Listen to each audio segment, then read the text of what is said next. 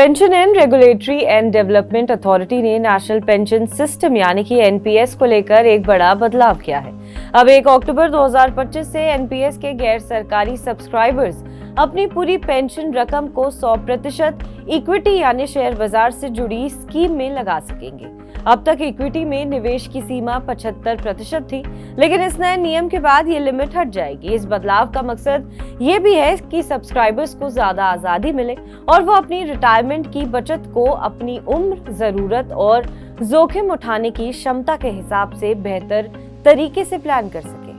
अभी तक एनपीएस में निवेश करने वालों को सिर्फ एक ही तरह की स्कीम चुननी पड़ती थी, चाहे वो टियर 1 अकाउंट हो या टियर 2। आपको ऑटो चॉइस या एक्टिव चॉइस में से एक मॉडल लेना होता था और उसी के हिसाब से पूरी रकम लगानी पड़ती थी। लेकिन अब नए एमएसपी यानी मल्टीपल स्कीम फ्रेमवर्क के आने से सब्सक्राइबर्स अपनी पेंशन की रकम को अलग अलग स्कीमों में बांट सकेंगे। मतलब ये कि आप अपना उम्र, जोखिम उठाने की क्षमता और जरूरत के हिसाब से अपनी निवेश राशि को अलग अलग हिस्सों में बांट सकते हैं।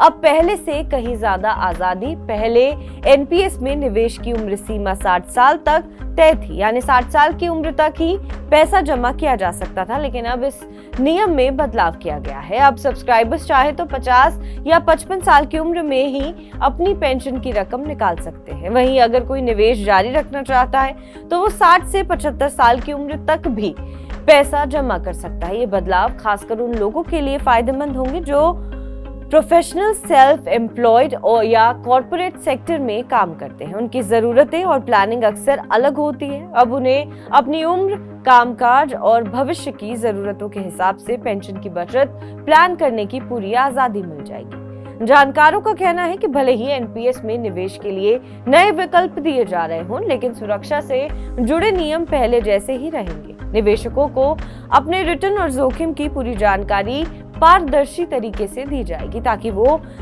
समझदारी से फैसला ले सके। पेंशन अकाउंट भी पोर्टेबल रहेंगे, यानी आप चाहें तो किसी भी पेंशन फंड मैनेजर के साथ अपना खाता आसानी से ट्रांसफर कर सकते हैं। सबसे जरूरी बात यह है कि जब भी आप अपना पैसा निकालेंगे तो कुल राशि का कम से कम 40% हिस्सा अन्यूटी में लगाना जरूरी होगा। इससे आपको रिटायरमेंट के बाद एक तय मासिक या सालाना आय मिलती रहेगी।